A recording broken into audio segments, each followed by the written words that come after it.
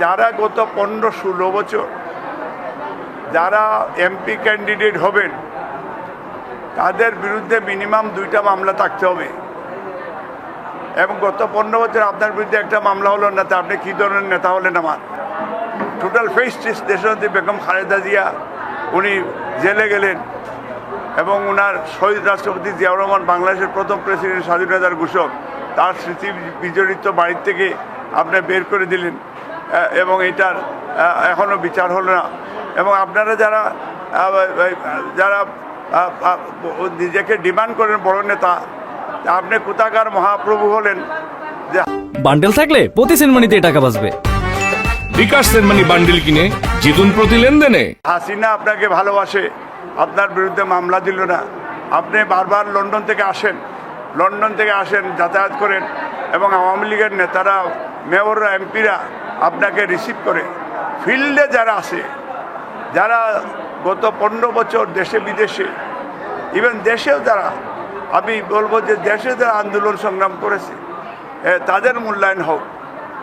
আমি যদি কোথাও না কিছু না পাই, ডাজন্ট ম্যাটার, কিন্তু কোনো ম্যানেজ পার্টি যেন না পায়, এটা আপনাদের কাছে আমার অনুরোধ থাকবে, দলের কাছে অনুরোধ থাকবে। এই ম্যানেজ পার্টিটা ডিজাস্টার।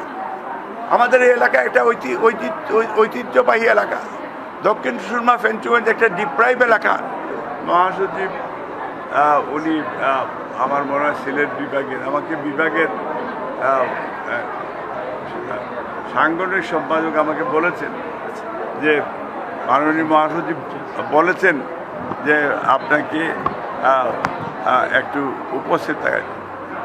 আমি সেম টাইমস, যেহেতু মহাসচিবের বলেছেন, এবং আমি এর আগে গত পরশুদিন আমি বেগম খালেদা জিয়া, দেশনেত্রী বেগম খালেদা জিয়া, উনি যেহেতু শহীদ রাষ্ট্রপতি জিয়াউর রহমানের মাজার জিয়ারত করে উনি সিদ্ধান্ত নিয়েছেন নির্বাচনী লড়াই করবেন, দেশের মানুষের পাশে থাকবেন।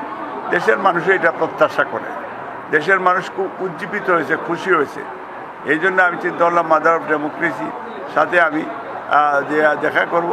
এই জন্য আমি গিয়েছি, ওনার দোয়া নিয়েছি, এবং গতকালকেও আমি আমাদের ভারপ্রাপ্ত চেয়ারম্যান সাহেবকে আমি বলেছি যে মহাসচিবের সেই দাওয়াত দিয়েছেন, আমি যাব কি না।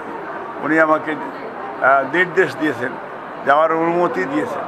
এই জন্য আমি রবিবার দিন যাব।